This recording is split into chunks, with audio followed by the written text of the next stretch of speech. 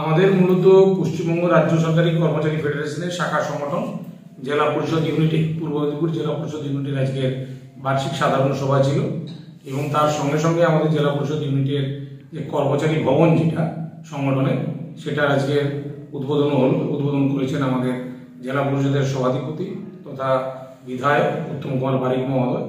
এবং আজকের বার্ষিক সাধারণ সভা হলো এখানে আমাদের সেখানে কর্মচারীদের সঙ্গে একটা মেলবন্ধনের বিষয় হয়েছে, যে কর্মচারীদের সঙ্গে পরিচিতি পর্ব, কারণ নতুন ত্রিস্তর পঞ্চায়েতে যারা জিতে এসছেন মেম্বাররা জেলা পরিষদ থেকে শুরু করে পঞ্চায়েত সমিতি, গ্রাম পঞ্চায়েত, বিভিন্ন টায়ারে সেই জায়গায় যারা এসছে তাদের সঙ্গে আমরা কর্মচারী নেতৃত্বরা বিভিন্ন জায়গায় যারা আমরা সংগঠনের প্রতিনিধিত্ব করে থাকি তাদের সঙ্গে একটা পরিচিতি পর্ব জাস্ট আমাদের। নতুন কোনো কমিটি বা কোনো কিছু হয়েছে আপনাদের? না, নতুন কমিটি ইতিমধ্যে এখানে আমাদের কমিটি হয়েছিল, নতুন কমিটির বিষয় নয়, এখানে আমাদের ইতিমধ্যে কমিটি হয়েছিল। কমিটির এখানে মুখ্য উপদেষ্টা সুকুমার বাড়ুই আছেন এবং আমাদের এখানে সভাপতি হয়েছেন একদম তরুণ প্রজন্মের আমাদের মুস্তাফা আলী, সে আমাদের এবারে সভাপতি হয়েছে জেলা পরিষদ ইউনিটের। এই কতজন ডেলিগেট বা প্রতিনিধি ছিল আজকে টোটাল আমাদের জেলা কমিটির যারা দায়িত্বশীল নেতৃত্বরা বিভিন্ন, কারণ আমাদের 42টা শাখা সংগঠনের যারা নেতৃত্ব তারা ছিল, মহকুমার সভাপতি, কার্যকরী সভাপতি এবং ব্লক ফেডারেশনের সভাপতি, কার্যকরী সভাপতি এরা ছিলেন।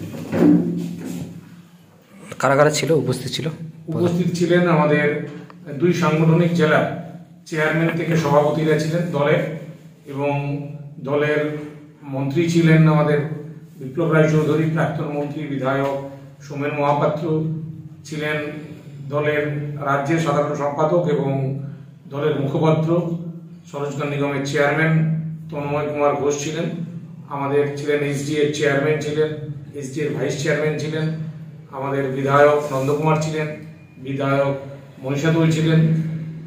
এছাড়াও আমরা অন্যান্য সকল এতে সহকারী সভাধিপতি থেকে শুরু করে সব কর্মাধ্যক্ষ গণরাও ছিলেন, জেলা পরিষদের সদস্যরাও ছিলেন এবং পঞ্চায়েত সমিতির সভাপতিরা ছিলেন। বার্ষিক সাধারণ সভা মূলত কোন কোন বিষয়গুলো আজকে সভা থেকে উঠে এলো? কোন কোন প্রশ্ন?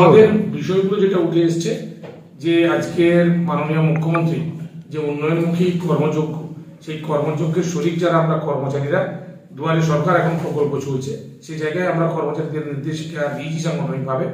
সাধারণ মানুষ এলে তাদেরকে সহযোগিতাপূর্ণ মানসিকতার মধ্য দিয়ে প্রত্যেকটা মানুষকে সহযোগিতা করতে হবে, যাতে মানুষের সরকার সম্বন্ধে যে স্বচ্ছ ধারণা গত 10-11 বছরে মাননীয় মুখ্যমন্ত্রীর নেতৃত্বে তৈরি হয়েছে, সেই ধারণা আরো যাতে সুদূর প্রসারী হয় সেটার জন্যই কর্মচারীদের ভূমিকা অবলম্বন করতে হবে।